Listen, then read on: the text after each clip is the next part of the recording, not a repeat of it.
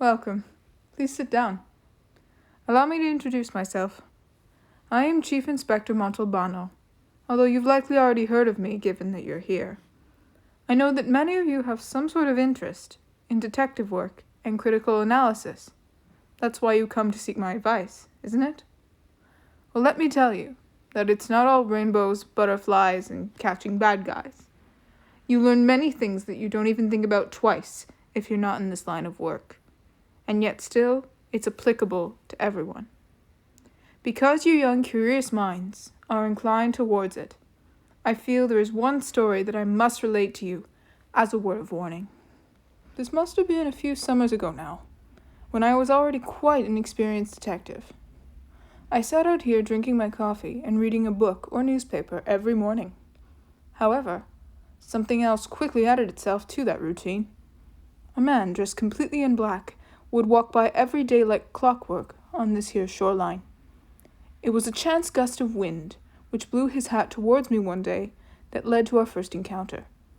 Through humble and reserved conversation, I learned that this individual was one former Judge Leonardo Attard. He was obsessed with reviewing his trial record, so much so that he had had all existing documents associated with every trial he had ever presided over scanned and brought back to his house for personal review.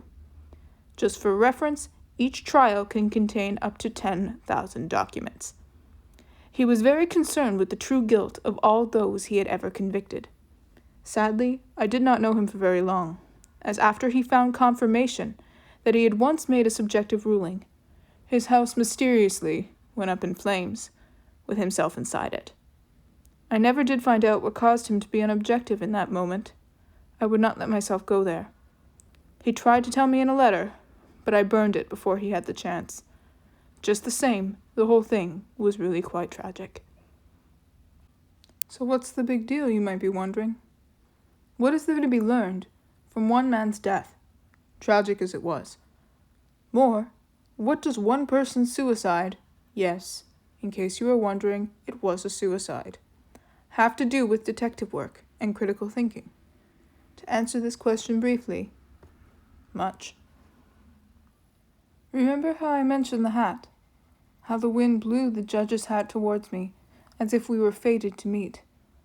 Well, during that first encounter, I noticed something particularly odd about him. That is, I became immediately convinced that the man was ill.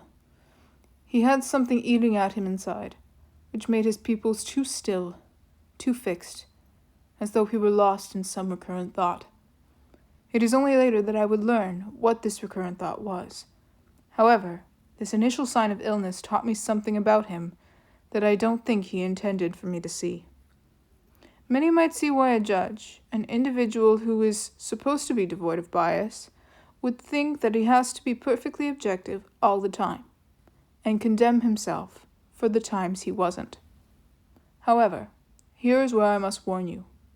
This kind of thinking is not healthy, even for a man of the law, a man of objectivity. Obsessing over such things is indeed a sickness which I noticed. What you must understand is the kind of objectivity he sought, the kind of certainty, one that he killed himself over not having in a moment's weakness, is one that is impossible even for the most cold-hearted, rational detective or judge to attain. It does no good to anyone to dwell on your past mistakes, even when they were mostly uncontrollable. You must simply acknowledge them, and do better next time. Attard died from doing exactly the opposite. He could not cope with his own imperfection. The nature of dwelling on the past and analyzing it is a grim one. Later on, when we were beginning to become more properly acquainted, he asked me a pretty heavy question, this which confirmed my suspicions about his mindset. He asked me if I was mathematically certain about every arrest that I had ever made throughout my career. How was I supposed to answer that? How could anyone possibly answer that? After pondering, I answered his question the best I could. I told him that I was mathematically certain, within the limits of my knowledge, that the people I have arrested were indeed guilty, even though on a few occasions the courts didn't agree with me and acquitted them. I tried to tell him that I formed my theories based on the evidence available to me at that time. There was nothing else I could have done. It is impossible to ever be 100% certain of anything, even for the most intelligent and experienced of individuals. This did not seem to appease him. He did not seem to understand the fact that we're all human, and that humans, in case you haven't noticed, are pretty flawed.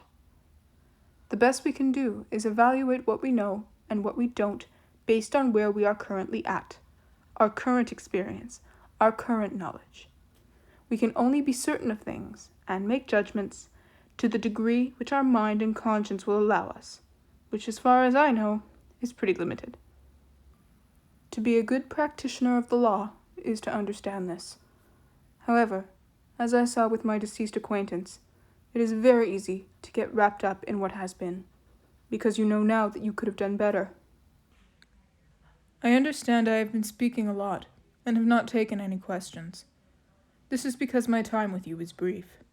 However, these things that I am telling you are of great importance if you ever wish to pursue the analysis of knowledge well. Judge Attard served as a prime example of what happens when you don't. Before I go, there is a little bit more about my encounters with him that I feel I must share with you to solidify my point. When I went over to his house, I saw the extent to which his obsession was consuming him. Files and documents were quite literally stacked from floor to ceiling. Very little space was actually left for living, which I suppose can be said about many facets of his life. I confessed to him that from where I stood, he wasn't reviewing the trials he conducted, it's his whole life he was reviewing. I regretted saying it right after I did, knowing the state of his mind, but there was nothing I could do. The reality is that I spoke the truth of the matter, and that I do not regret. He was simply not concerned with the mistakes made in his career. Years after retiring as a judge, Attard was putting himself on trial. As awful as this may seem, he's not the only one prone to doing so. By living with regret over things we cannot fix, we cease to live. We barely exist. Eventually, with the knowledge he held about his fallibility, he was unable to analyze it as a good thinker would.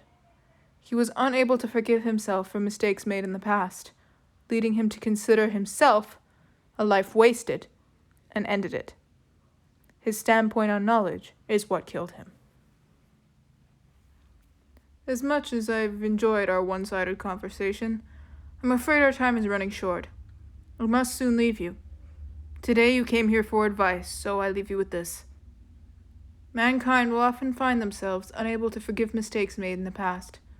However, in doing so, they lead to their own destruction. If you all wish to clearly be good thinkers, make confident assessments in the degrees of your knowledge, look at Attard as a counter-example. Understand that deciphering the past is, and forgive my hyperbole, 1,000,000 times easier once it has already happened. In order to use knowledge properly, gain experience, but know that it will never be all-encompassing. You can never be perfectly certain of anything.